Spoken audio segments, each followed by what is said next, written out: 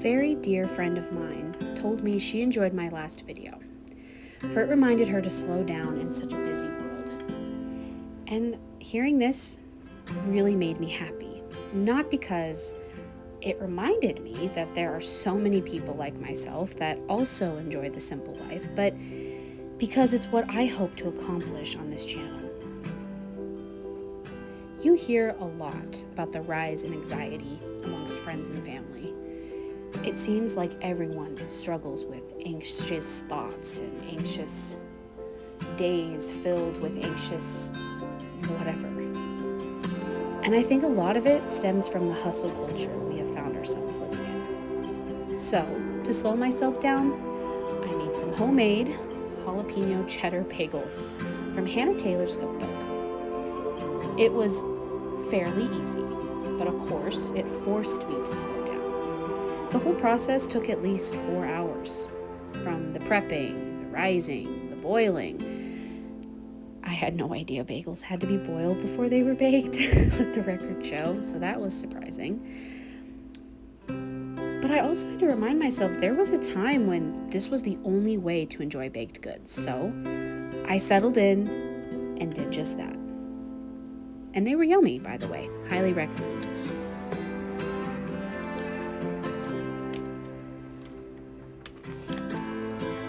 My husband and I have so many goals and plans for this homestead. We are dreamers. We always have been, he and I, which can be fun, and it's what attracted me to him.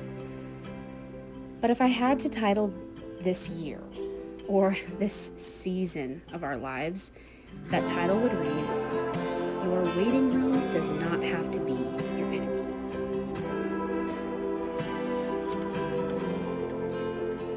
I mention this term a lot, waiting room, because it resonates with me, more specifically with our current living situation.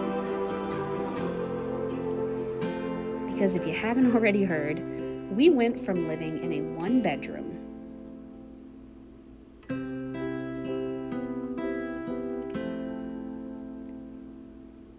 We went from living in a 3-bedroom home in the city to a 1-bedroom fifth wheel on our property, hooked up to my grandmother's electricity and water well. There's so much to be grateful for. This I know. But we also experienced many challenges and difficulties. With the AC not being able to keep up with our harsh summer weather, to not having a septic system of any kind, really. But our waiting room does not have to be our enemy. And what that might mean to some could be different. For me, it means I have to treat this season of my life as if it were a very vital and important time in my life, because it is. It's a time to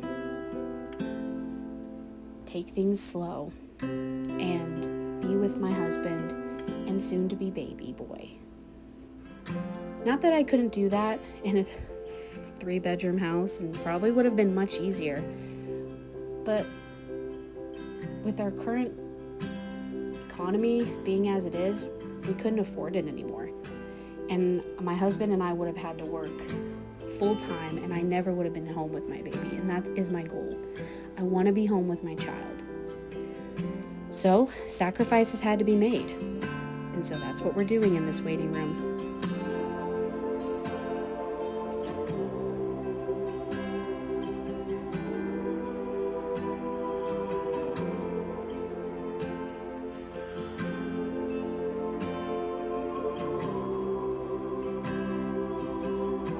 I like to treat the waiting room as our savior and not our enemy, because in many ways it is.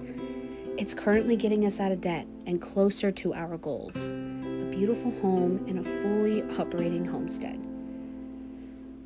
So, here's to being grateful to our waiting room.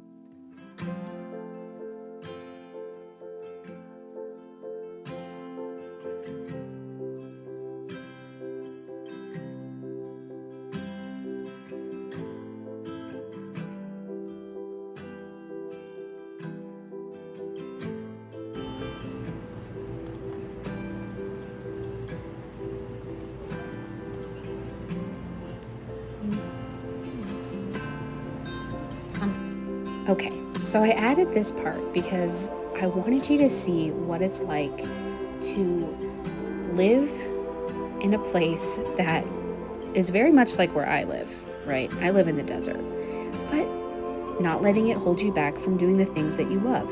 I love flowers.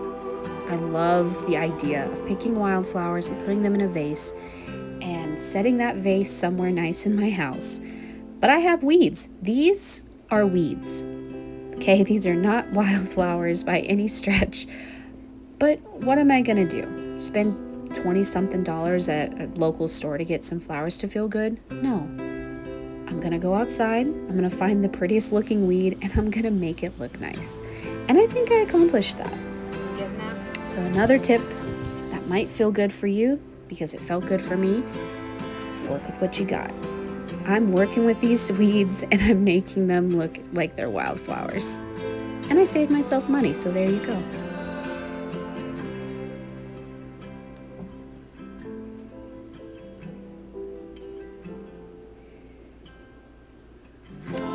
So, as said before, here's to being grateful to our waiting room. Whatever that might mean to you, be thankful for it. Be grateful, and tune in next time.